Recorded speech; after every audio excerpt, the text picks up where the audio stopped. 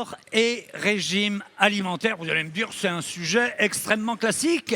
Mais attention, nous allons le faire avec une approche et un esprit, disons, plutôt critique, c'est-à-dire avec la démarche scientifique. En effet, vous le savez bien, les conseils nutritionnels destinés à celles et ceux qui font du sport sont en général nombreux, que ce soit dans les magazines ou dans les livres dits grand public. Pour autant, ces conseils sont-ils adaptés à tout le monde? Et surtout, sont-ils fondés scientifiquement? Eh bien, pour y voir plus clair et exemple à l'appui, nous allons en parler avec Johan Vitran. Bonjour Johan. Bonjour. Alors Johan, vous êtes chercheur à INRAE. INRAE, c'est l'Institut national de recherche pour l'agriculture, l'alimentation et l'environnement dans l'unité nutrition humaine de Clermont-Ferrand.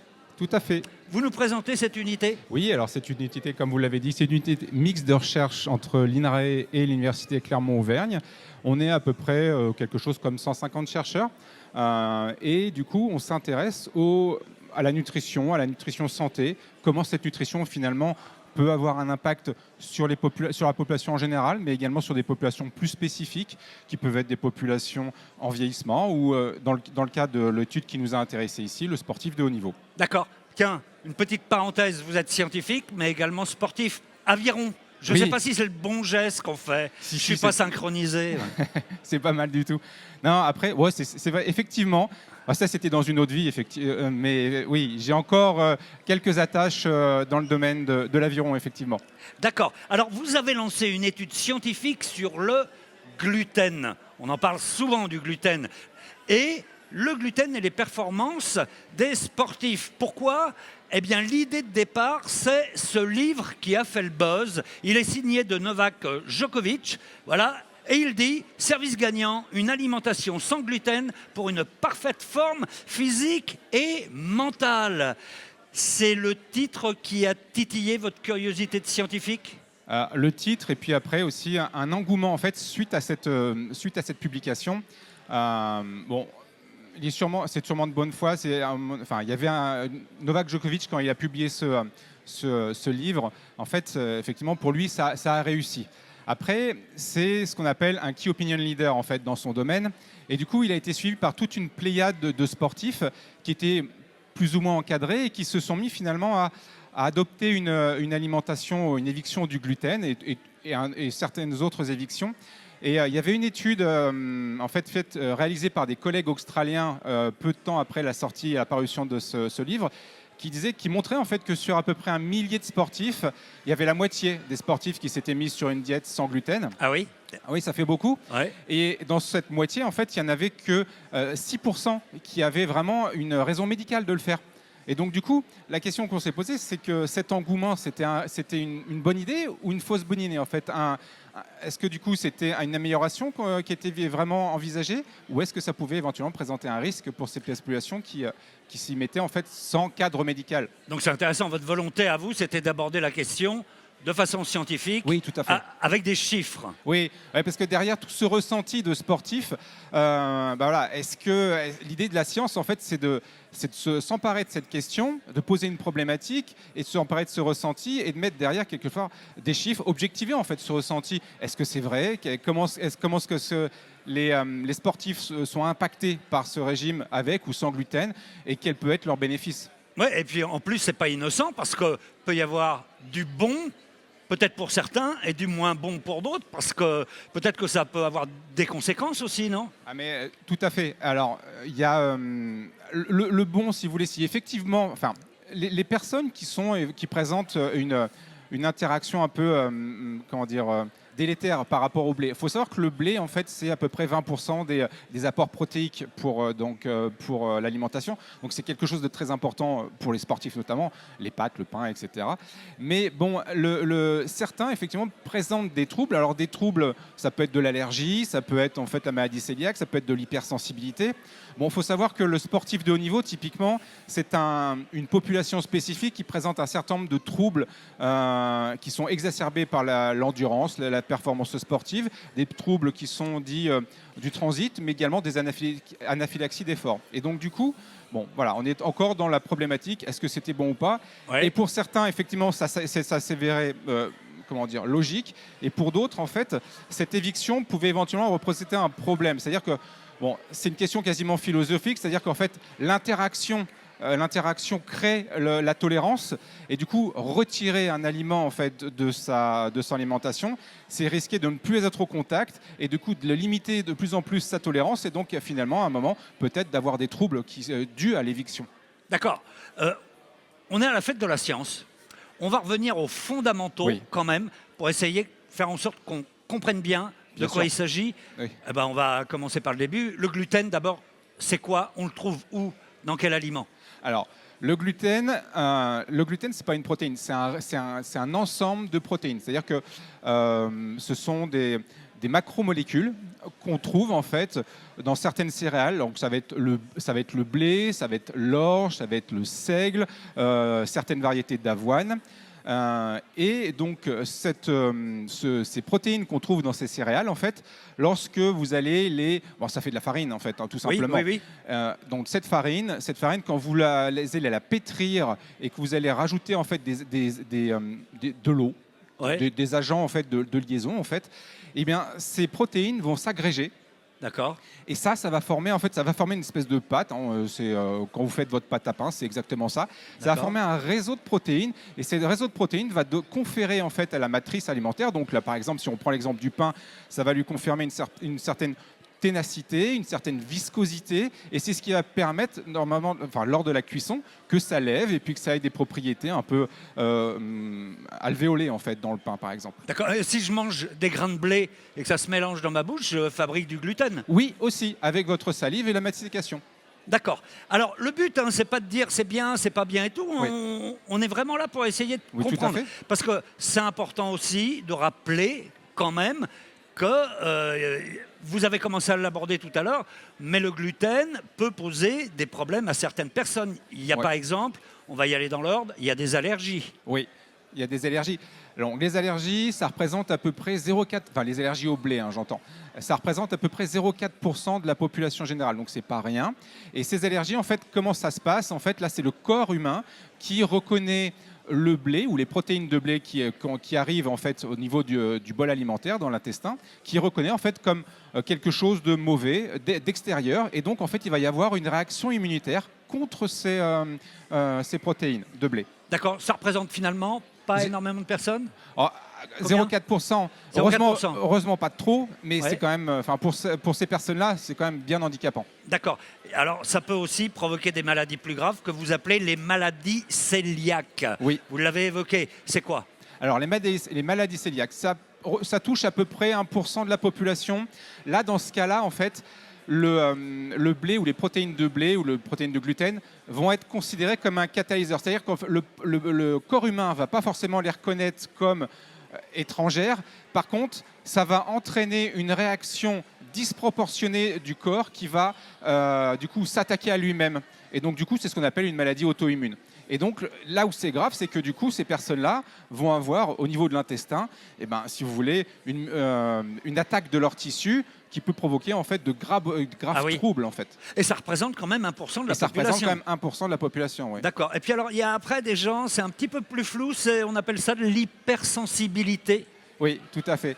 L'hypersensibilité, c'est finalement, c'est tout le reste. C'est-à-dire qu'en fait, c'est quand vous vous déclarez intolérant au gluten, que ça a été avéré sur le plan médical, mais que finalement, ça n'est ni un phénomène d'allergie, ni une maladie auto-immune, donc ni la maladie cœliaque. Et donc, il y a toute une pléiade de la population, une partie de la population qui, du coup, se dit intolérante, et en fait, et c'est avéré médicalement, puisqu'en fait, là, il s'agit surtout de déterminer si, lorsque vous mettez dans votre régime du gluten, ça se passe pas bien. Lorsque vous le retirez, ça se passe mieux. Vous le remettez, ça se passe pas bien. Bon, il se passe bien quelque chose, mais c'est ni de l'allergie, ni une maladie auto-immune, en fait. D'accord. Alors, on pourrait se dire pourquoi vous n'avez pas fait votre étude sur une population, l'ensemble de la population. J'allais dire, et pourquoi davantage sur les sportifs? C'est pas seulement parce que Djokovic a écrit ce bouquin. Hein. Non, alors, ça fait partie de l'histoire quand même. Ouais. Mais en fait, non, c'est que du coup, effectivement, le sportif, notamment le sportif en endurance, présente des troubles du transit en fait et des anaphylaxies des forces. C'est-à-dire des anaphylaxies, alors c'est un terme un peu barbare, mais grossièrement ce sont des réactions allergiques qui vont être déclenchées par la combinaison d'un facteur alimentaire et de l'activité physique. Donc ils ont plus de troubles. Oui, oui, des troubles du transit essentiellement. Donc ouais. c'est plus intéressant pour vous en tant que scientifique d'étudier Ben, chez ça cette représente, population. en fait, c'était surtout que du coup, la probabilité d'en trouver était plus forte. Et puis, du coup, c'est une population spécifique qui nous intéressait. Donc, en fait, c'est une espèce de lien entre la problématique scientifique et puis le buzz médiatique également. D'accord. C'est intéressant à travers votre étude. On parle du gluten, on pourrait parler d'autres études scientifiques, mais on arrive à bien voir la démarche scientifique. Je voudrais quand même qu'on précise pour tout le monde que votre étude, elle est totalement indépendante. Oui, tout elle à a fait. été financée par des fonds, on va dire, académiques. Pour autant, vous aviez quand même un peu besoin de la collaboration des industriels, vous aviez besoin de la collaboration des fédérations sportives pour travailler avec des sportifs. Et là, vous avez rencontré quand même quelques obstacles. Expliquez-nous. Oui, ça a été plus compliqué que ce qu'on pensait parce que au départ, il y a tout le consortium scientifique qu'on a pu réunir. Et puis après, comme vous l'avez dit, il s'agissait de réunir. Alors, encore une fois, c'était une étude complètement indépendante, mais on voulait faire participer un petit peu les acteurs en fait, qui nourrissent en fait tous ces personnes, tous ces sportifs. Et donc, on a demandé à la filière avec gluten de nous fabriquer un certain nombre de matrices avec gluten. Et là, les ingénieurs se sont dit, en fait... Alors, c'est qui? C'est des fabricants de pâtes, c'est des par fabricants exemple de pain, de pâtes. De pâtes, de Ouais, pain, voilà. bien sûr. Et le discours retour, c'était... Oui, mais nous, on n'a pas intérêt à vous aider, forcément, et parce que si vous mettez en évidence que le gluten, c'est pas bon, nous, économiquement, c'est pas une bonne idée. Ouais. Alors, on a quand même eu des industriels qui nous ont accompagnés, parce qu'en fait, la discussion a consisté à expliquer qu'effectivement, il y avait un intérêt pour eux, puisque finalement, s'il y avait vraiment un problème, autant qu'ils s'en emparent rapidement, et puis qu'ils puissent optimiser en fait la production de leur matrice alimentaire. Ouais, d'accord. Mais ce que vous leur demandiez, c'était simplement de vous donner des produits, Oui, parce que tout vous à aviez fait. besoin de beaucoup de produits, vous. Oui, tout à fait. Alors ça, j'ai parlé de la filière avec gluten, mais la filière sans gluten, c'était pareil, puisque finalement, eux, avec le buzz nocebo, ils n'avaient aucun intérêt, enfin ça marchait tellement bien qu'ils n'avaient pas d'intérêt non plus à objectiver. Et donc finalement, bon, il y a quand même eu comment dire, là aussi, il y a des industriels qui nous ont accompagnés, qui nous ont fourni un certain nombre de pains, de pâtes, qui avaient eux aussi compris que c'était l'intérêt de comprendre ce qui se passait pour améliorer leurs produits. Quant aux fédérations sportives, et là, on était très étonnés. En fait, on s'attendait à avoir quelques difficultés par rapport notamment au calendrier. Les calendriers des sportifs sont très contraints par les compétitions. Bon, l'année prochaine, c'est les JO. En ce moment, c'est la Coupe du Monde. Les sportifs ont un calendrier très timé et c'est pas forcément évident en fait, de les faire venir dans les études pendant 4 mois, parce que là, l'étude, c'était pendant 4 mois, les faire venir et puis les inclure dans l'étude. Et puis, il y avait tout le problématique également de la peur de l'ingérence du scientifique dans la relation entraîneur-entraîné, sportif. Ah oui? Et donc, oui, c'était un peu particulier. Vous l'avez découvert, ça? On l'a découvert au fur et à mesure par rapport aux différents retours qu'on a eus. Parce qu'au final, on n'a pas travaillé avec les fédérations sportives. On a travaillé Alors, avec... comment vous avez fait pour recruter?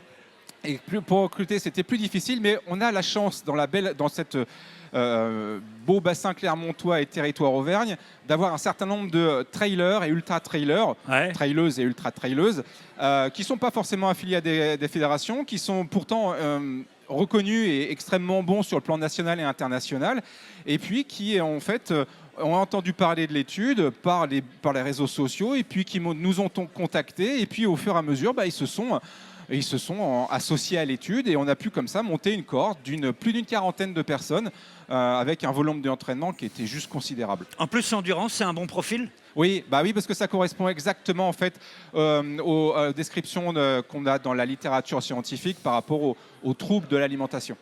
D'accord. Donc, combien vous avez dit? 40, une quarantaine? Oui, 41 personnes exactement. Et quel profil? Des hommes, des femmes? 2 tiers, 1 tiers, 2 tiers d'hommes, 1 tiers de femmes. C'est à peu près. En fait, c'est une population qui était très représentative du milieu, puisque on avait donc 2 tiers d'hommes et 1 tiers de femmes, et puis une population qui avait quelque chose comme 35 ans d'âge de moyenne. Donc, c'est typiquement en fait le profil du trailer, traileuse ou ultra trailer. D'accord.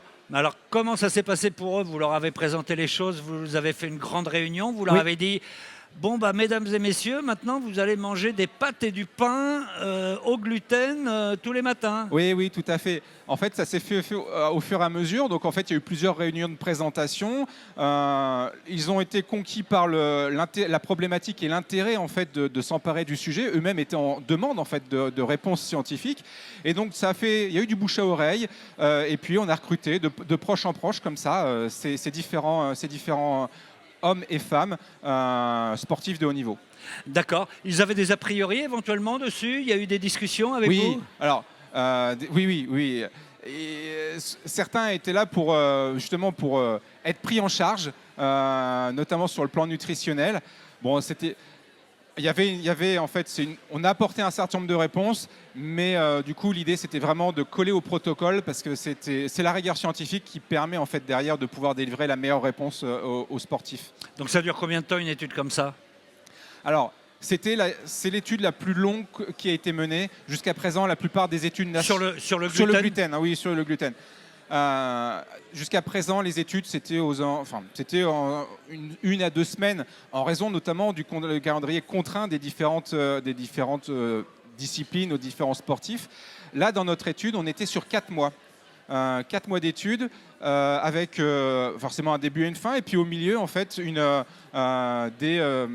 au long de l'étude, si vous voulez, des prélèvements, des échantillonnages, et puis donc des analyses. D'accord. Alors vous savez que tout le monde se demande, bah alors c'est quoi le résultat de l'étude? Oui. On y vient. On racontait d'abord la démarche scientifique qui a été menée. Ne vous impatientez pas, mais on y vient quand même tout de suite. Alors, il y a plusieurs aspects dans le résultat. Oui. D'ailleurs, on va peut-être voir quelques slides qui vont venir appuyer votre propos. Alors, Vous voulez que je détaille? ouais, oui, alors sans être trop technique, mais Oui, ça tout se à lit fait. assez bien. Allez-y. En fait, on est parti avec 2 groupes.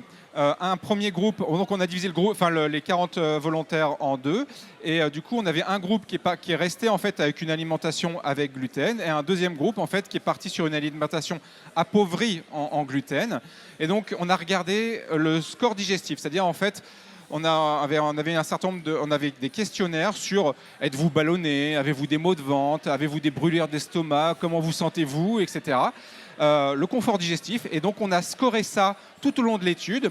Et à mi-parcours, en fait, on a celui qui était avec gluten est passé en appauvrissement, celui qui était appauvri Appauvrissement de gluten. de gluten. Et D'accord. l'autre groupe est resté en fait du coup en appauvrissement de gluten. Et ce qu'on observe, c'est que dans un premier temps, le groupe qui était en fait avec gluten, conserve finalement un confort digestif normal. Son habituel, quoi, ce qu'il exactement, connaissait. oui. C'est-à-dire éventuellement avec des ballonnements aussi. Exactement.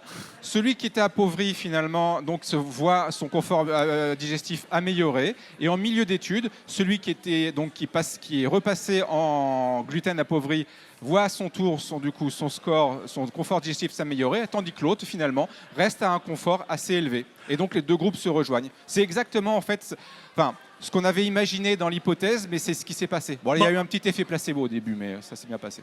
Ah ouais, expliquez quand même. Oui, en fait, le sportif, c'est un animal qui aime bien être pris en charge d'une manière générale. Et donc, en fait, au début, cette prise en charge au sein de l'étude fait qu'ils ont eu tout de suite l'impression d'être encadrés, d'être mieux. Et donc, il y a eu un petit côté placebo qu'on a pu quantifier et qui s'est en fait levé au bout de 3 semaines d'études. D'où l'intérêt d'ailleurs de faire 4 mois d'études et pas moins.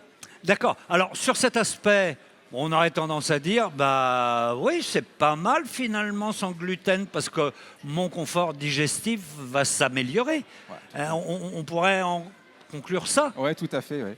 d'accord? Mais c'est une nette amélioration. C'est une amélioration qui était significative. On avait toute une armée de biostatisticiens qui se sont emparés de données pour montrer qu'effectivement, ce qu'on disait tout à l'heure, en fait, faut mettre des chiffres derrière le ressenti, mais il faut s'assurer aussi, par rapport à une démarche scientifique, que ces chiffres, ils sont bons et ils veulent dire quelque chose. Et dans notre cas, effectivement, il y avait une amélioration qui était sensible, mais qui était significative du point de vue statistique. D'accord. Ça, c'est pour l'aspect confort digestif. Ouais. Maintenant, si on en revient au titre de Novak Djokovic, c'était Ouais. je suis beaucoup plus performant. Oui. sur le plan sportif. Ouais. Et aussi dans ma tête d'ailleurs, il dit dans le Tout à titre. Hein. Tout à fait. Alors, résultat de votre étude sur les performances physiques et le gluten, qu'est-ce qu'on peut en dire? Eh bien, en fait, autant effectivement ça améliore le confort digestif, que pour autant, en fait, ça n'a pas amélioré leur performance sportive. On avait étudié, donc on a fait des tests des 3000 mètres en terrain, donc dans un stadium qui était couvert, pour s'affranchir d'un certain nombre d'aléas climatiques et être sûr qu'en fait les performances étaient quantifiables de façon fiable. Donc pour les garder toujours dans les mêmes conditions. Toujours dans les mêmes conditions tout au long de l'année, malgré en fait les changements climatiques, etc. Donc en fait la ville de la Clermont Métropole avait mis à notre disposition le stadium Jean Pelès, qui est un stadium couvert où il y a régulièrement les championnats de France athlétisme indoor. Et donc du coup, on avait vraiment un outil vraiment sensationnel et on a pu comme ça objectiver et en fait il se passe rien. Il se passe rien. C'était décevant en fait sur le plan de la performance parce qu'en fait autant effectivement ils vont mieux sur le plan digestif que sur le plan de la performance, il se passe rien. Ils courent pas plus vite en fait. Oui, mais j'allais vous dire, si je vais mieux, moi sur le plan digestif et j'ai moins de ballonnement, je vais peut-être être meilleur en sport quand même. Alors, je pense qu'effectivement, quelque part, il y a une différence aussi entre la nutrition performance et la nutrition bien-être. C'est un des points que j'aimerais bien aborder. Je sais, vous avez un petit message à faire passer. Je sais. Allons-y. Ouais. Allons-y. Et ben, du coup, c'est ça. C'est que du coup, il ne s'agit pas non seulement... Enfin, la nutrition, elle est là pas seulement pour apporter de l'essence dans le moteur, en fait. Il y a toute une panoplie de nutriments qu'on a pu mettre en évidence au sein de notre équipe de recherche qui démontrent que c'est bien de vouloir utiliser la nutrition pour la performance, mais il y a tout aussi une pléiade de nutriments qu'on peut utiliser pour préserver l'individu. Et que peut-être que pour l'instant, ça va pas mieux, ça ne sera pas forcément une meilleure performance, mais c'est un athlète qui va mieux vivre sa saison, va peut-être enchaîner les saisons de façon plus régulière, qui va mieux vieillir également. Donc voilà, ça fait partie des messages que... Ça veut dire que l'environnement des sportifs, c'est-à-dire peut-être les coachs, les fédérations, s'intéresse déjà plus au matériel qu'à la nutrition, et puis dans la nutrition, plus à l'aspect énergétique. Vas-y, il faut que tu aies des forces. Voilà. Mange des trucs pour avoir de l'énergie et grossir tes muscles, plutôt que l'équilibre. C'est ça. C'était un peu c'était un peu ce qu'on a observé au début. J'étais assez déçu et puis finalement, on se rend compte que mine de rien, il y a quand même ça évolue tout ça. Les pratiques évoluent. Néanmoins, effectivement, pour certaines fédés, on en est encore à voilà, on va optimiser le matériel parce que c'est le matériel, ça compte et puis que du coup, ça compte dans la performance. Mais préserver comment dire. Le sportif qui s'en sert, c'est important et c'est surtout important pour son avenir parce que mine de rien, l'activité physique, enfin disons le sport de haut niveau, c'est une activité qui peut être traumatique et inflammatoire et du coup avoir les éléments et les outils pour pouvoir éviter le vieillissement prématuré avec l'alimentation. Avec l'alimentation, c'est important. D'accord. Alors si on résume, la conclusion de l'étude, c'est amélioration du confort digestif, pas de bénéfice sur les performances. Oui. Ok. Qu'est-ce que je fais, moi, alors, avec ça, en tant que citoyen, en tant qu'individu? Qu'est-ce que je fais avec le gluten? C'est quoi? C'est du cas par cas? J'en parle à qui? Je fais quoi? C'est une bonne question. En fait, en tant que scientifique, on est là pour s'emparer d'une problématique et mettre des chiffres et puis donner des outils aux cliniciens pour qu'ils s'emparent de nos recherches et qu'ils puissent apporter un message à la population spécifique ou générale, mais effectivement c'est du cas par cas. C'est-à-dire qu'en fait vous êtes dans un contexte, vous avez un historique, vous avez des antécédents médicaux ou autres, et du coup c'est vraiment, voilà, faut prendre en vraiment, comment dire, ouais, ce message-là, il est important, c'est la nutrition, elle doit être personnalisée, elle doit être adaptée en fait à la population, qui peut être spécifique. Les besoins du sportif de haut niveau ne sont pas nécessairement les mêmes qu'une personne en vieillissement ou qu'un enfant en croissance. Et donc on a besoin enfin, les personnes qui sont, typiquement pour répondre à votre question par rapport au gluten, le plus simple, c'est d'aller voir un personnel de santé qui vous orientera. Mon médecin ? Et par exemple, exactement, et qui pourra s'appuyer sur les études qu'on réalise à INRAE, notamment en alimentation, pour avoir les outils, pour vous accompagner, pour savoir si finalement vous êtes à risque ou non vis-à-vis du gluten, et si ça représente donc un intérêt ou non, par exemple, d'appauvrir ou de complètement l'éviter. C'est un sujet qui, quand même, on le voit à travers votre enquête, est pas simple, même scientifiquement. Et il nécessite d'être bien connu. Peut-être que mon médecin généraliste ne le connaît pas aussi bien. Est-ce qu'il faut, si j'ai un doute, que j'aille dans un service spécialisé? Alors, Comment ça se passe? vous avez effectivement dans les CHU, alors un nutritionniste typiquement, Ouais. un nutritionniste saura parfaitement, devrait normalement parfaitement connaître ces différents travaux et donc du coup pouvoir vous accompagner au mieux. D'accord. Bon. Alors c'est quoi? Je sais, vous avez dit tout à l'heure peut-être que ça a marché pour Djokovic. Oui. Peut-être que ça a marché pour lui. C'est pas qu'un coup marketing ou pour vendre du bouquin? Ouais, bon. Je sais pas. On va partir du Ouais, principe. mais ça me trouble quand oui, même. je comprends. On va partir du principe qui était de bonne foi et je pense que c'était le cas. Après, oui, il y avait forcément quelque part un peu de marketing. Ça a servi effectivement à la filière sans gluten. Néanmoins, c'est une vraie problématique qui a été soulevée. Donc là, quelque part, on peut leur remercier malgré tout. Ouais. Et ça a permis de prendre conscience qu'il y avait peut-être un problème et donc de s'emparer de la question pour, encore une fois, par une démarche scientifique, mettre des chiffres et puis dire, voilà, il se passe quand même quelque chose parce que finalement, même si la performance ne bouge pas, le score de confort intestinal bouge un petit peu. Donc, il y a peut-être quelque chose à creuser et il faut continuer d'avancer. D'accord, il faut lui envoyer votre enquête. Comme il faut être complètement transparent sur ce genre de sujet, on peut dire aussi, on n'a peut-être plus le temps de rentrer dans le détail, que vous menez des enquêtes sur des animaux de laboratoire avec du gluten et que, alors c'est en cours aussi, mais qu'on ne peut pas exclure un lien entre le gluten et le développement de polyarthrite. Oui, effectivement. En fait, le gluten est bien lié en fait à la maladie cœliaque. On en a parlé au début de l'interview. Et en fait, il y a une autre pathologie qui est la polyarthrite rhumatoïde qui touche pas mal de gens, qui est très handicapante. Notamment, c'est une pathologie qui atteint le squelette et les articulations, pour faire simple. Et en fait, c'est aussi une pathologie auto-immune. Et donc, en fait, il y a peut-être des liens entre la maladie cœliaque, le gluten et les troubles ostéo-articulaires. Et donc, c'est quelque chose qu'on est effectivement en train de continuer à investiguer. Et également, en fait, il y a des hypothèses sur le réseau de gluten. Alors, je ne peux pas rentrer dans le détail, mais là encore, j'ai des collègues à l'INRA qui travaillent sur la génétique du blé et qui, du coup, font un travail superbe sur ces réseaux de protéines, sa digestibilité et le lien éventuellement avec la maladie cœliaque et les troubles ostéo-articulaires. Il faut savoir que la maladie cœliaque, en fait, les patients patientes qui sont atteints de maladie cœliaque présentent dans la plupart des cas, dans la moitié des cas, des troubles de type ostéoporose, arthralgie, donc ce sont des douleurs articulaires, en lien ou pas d'ailleurs avec le développement de la polyarthrite rhumatoïde. D'accord. Juste pour conclure, il nous reste une minute. C'est un champ d'exploration énorme, la nutrition. Oui. Là, vous avez travaillé sur le gluten. Vous allez continuer. Comment vous faites que c'est énorme? Oui. Alors, on sent pas. Alors, comme ça, on a des sujets, des fois, thématiques. Là, du coup, c'était le gluten et sportif de haut niveau. Ouais. On continue d'avancer, notamment sur la préservation, en fait, du capital ostéo-articulaire.